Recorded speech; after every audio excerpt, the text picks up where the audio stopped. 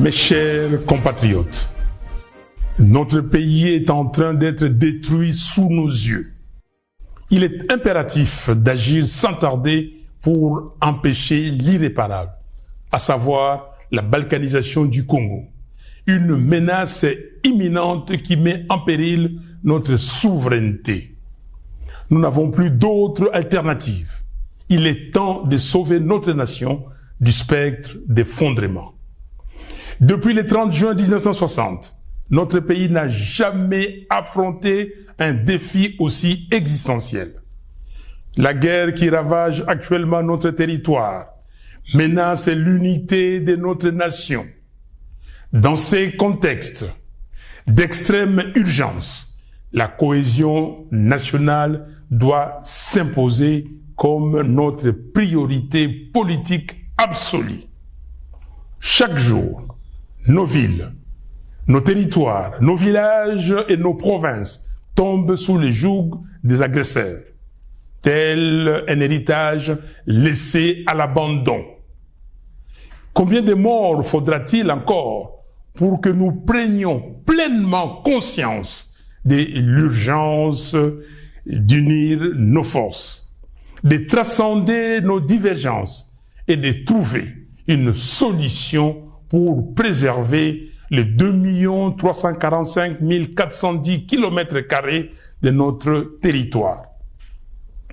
La balkanisation du Congo, insidieusement orchestrée sous nos yeux, ne saurait être tolérée. C'est un projet ignoble, une profanation de l'héritage légué par Simon Kimbangu et Patrice Lumumba. Aujourd'hui, plus que jamais, il incombe à chaque Congolais d'assumer sa part des responsabilités dans la lutte pour la sauvegarde de notre pays. Cette guerre, ces souffrances, ces vies fauchées en grand nombre nous enjoignent à un profond changement d'attitude. Nous ne pouvons plus nous permettre l'inaction ni la complaisance. Il est de notre devoir de contrer ceux qui cherchent à diviser notre peuple et à nous précipiter vers notre propre perte. Face à l'ampleur du désastre, la division interne est un luxe que nous ne pouvons plus nous offrir. L'initiative congolo-congolaise, que nous qualifions de processus de Kinshasa, proposée par la CENCO et l'ECC, constitue une opportunité historique pour mettre fin à la guerre et reconstruire notre pays. Ce projet ne se limite pas à un simple appel à la paix. Il incarne une profonde refonte de notre approche politique, une véritable révolution dans notre manière de vivre ensemble. Je lance donc un appel ferme à tous les Congolais, quelles que soient leurs appartenances, à se rallier à cette dynamique de réconciliation et de cohésion nationale. L'heure est à la responsabilité individuelle et collective. Il est temps d'agir pour sauver notre pays.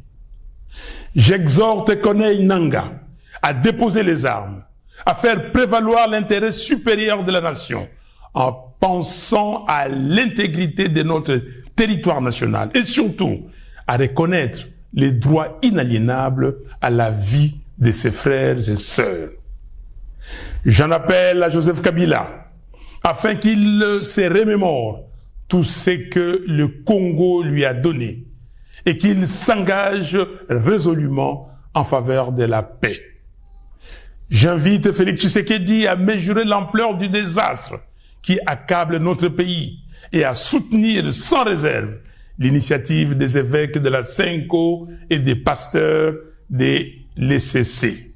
J'encourage enfin l'ensemble des responsables religieux à s'unir derrière ces processus salvateurs pour notre nation.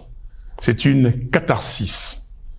Mes chers compatriotes, il est impératif que nous agissions sans délai pour mettre un terme à la guerre, stopper les massacres des Congolais, en finir avec les déplacements forcés de nos concitoyens, restaurer l'intégrité de notre territoire et alléger les souffrances de notre peuple. Il est temps de replacer notre nation sur la voie du développement, du progrès et de la dignité. Que Dieu bénisse le Congo et son vaillant peuple. Je vous remercie.